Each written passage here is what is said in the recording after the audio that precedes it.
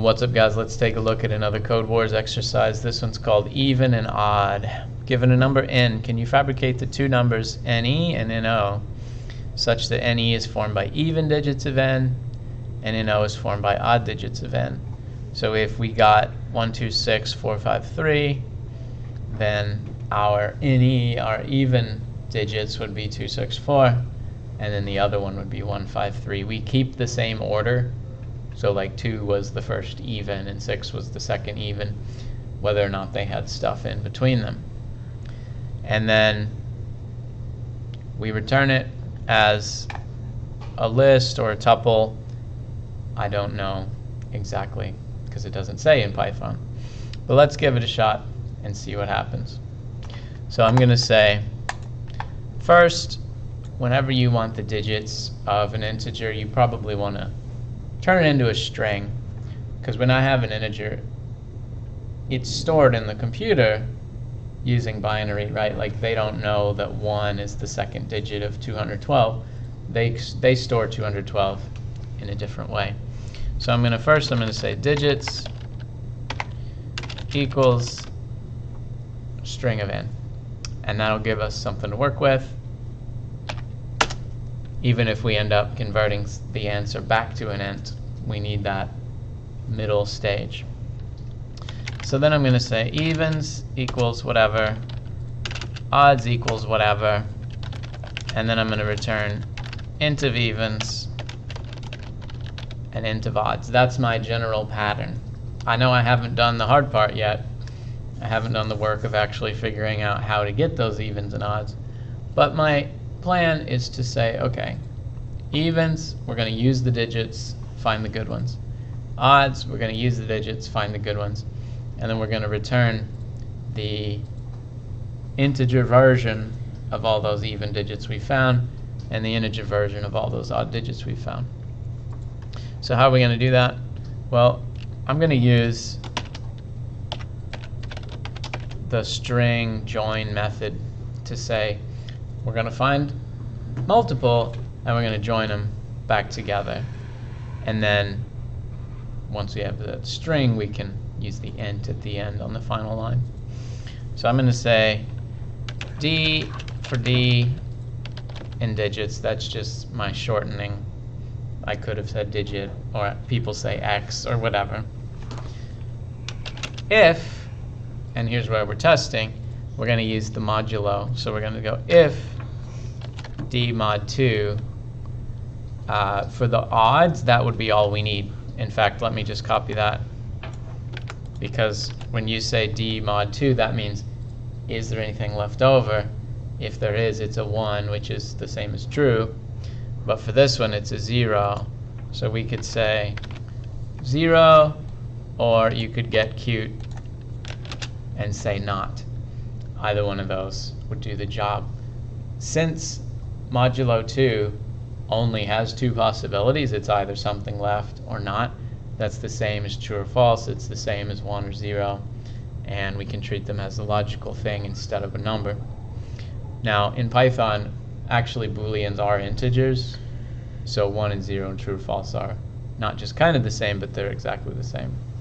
Now let's try this, because I think it's going to be mostly there, but you always have some exceptions, some weird cases that don't work. Like, for example, what if they're all even digits and we don't have any odds?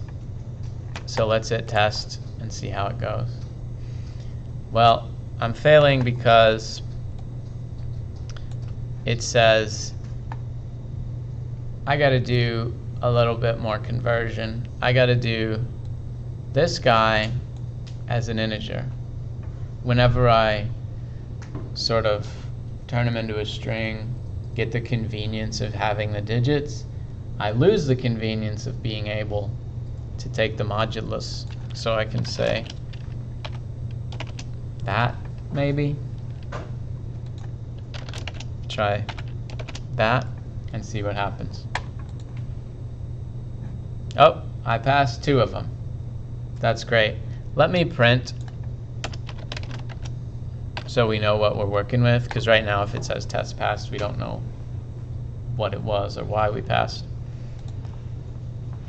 So when it was 1, 2, 6, 4, 5, 3, like that first example we read, that worked fine. So it did find the evens, it did find the odds, and it did return them. And when it was 3, 0, 1, 2, it worked fine. So there was, for example, there was like a 3, 0, 2 for the evens and a 1 for the odds. But you can see the one that we didn't pass was a 4, 6, 2, 8, where they were all even and there were no odds. So it had an empty string and it tried to convert that to an int at the end. Nobody knows what to do with that. So we're going to have to add in a little extra layer to say, well, okay, if there's no evens, we got to use, what's our fallback plan? Let's look at the examples or the rules. So that test case was actually in the chart here, and they tell us to put a 0, which is kind of weird because 0 is even, but they're putting it in the odds, and that's just because you have to put something. So what I'm going to do is to use the OR operator. Now in Python and in many languages, OR, the logical OR, has what they call short circuiting, where it'll do the first thing if it can, and then if not, okay, fine, we'll do the second thing, which is kind of what we want.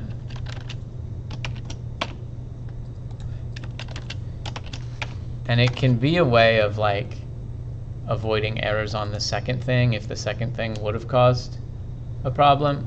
That's not the issue here, but it's just the fact that it's going to return the right half of the OR if it can't do the left half. So now if I test this, it's going to say, all right, we found this exists. This is what they call truthy. It's not false. So we don't have to worry about the second half of the OR. But what if this is empty? What if this is falsy? It has nothing, like an empty string. Therefore, we'll go with the right half of the OR. Okay, we'll give you a 0. And then a 0 can be put through this int to be a regular 0 by peeling off the quotation marks. Now let's hit the big attempt and see, because that was just the basic test. There might be trickier ones. Usually not on a level 7, but they could give us like a really long input or something that was never an integer in the first place, and see if we can handle that. And it turns out we're fine. This works for all the test cases.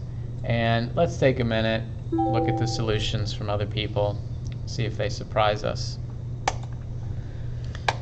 This person said, all right, I'm going to start with an empty string, build it up one at a time, and basically do the same thing we did. It's just stretched out over a few lines instead of one at a time. And this one is more visually similar to what we did, but it's the same idea to say like, okay, we're joining if it's even. Instead of the modulus, they're using just whether it's a member of this list, this string of even digits, because then they don't have to worry about the int thing. And then they're doing what we achieved with the OR by saying, okay, we return a 0 if there was nothing in that string, otherwise we int the string, and then we do that for both of them. This is pretty much the same. Ours is a little weird to make this 0 string just to convert it to an int anyway, and theirs is a little weird to have like, okay, we're making a loop to do this for these two things, even though it's such a simple idea. So that's another way to achieve this, is to make a little baby lambda to say, okay, I'm going to handle the fact that it may or may not be intable by adding a little wrapper around the result and saying, okay, we'll do it if we can, otherwise we'll supply this default thing. That's almost like something that exists in more complicated setups where you'll have like an option type or a monad in some languages to say, hey, I know this function is usually going to work, but every once in a while it's going to return an error, and we're going to wrap that up in some structure that can handle it. Like, for example, division. If you divide, it's usually fine, but sometimes you try to divide by 0, and we have to swallow that in one way or another. Now, they all look good. This one is a big long one-liner, but it's doing the same thing we did. This one looks good. This one looks good. None of them are exactly what we wrote, but they're very, very close, and they're all doing the same idea. Really, the only big variation is the choosing to int and find the modulo 2, or to just see if you're in a string, like are you one of these even digits or are you one of these odd digits. I don't know which is better performance-wise, but they're both totally fine. And there you go.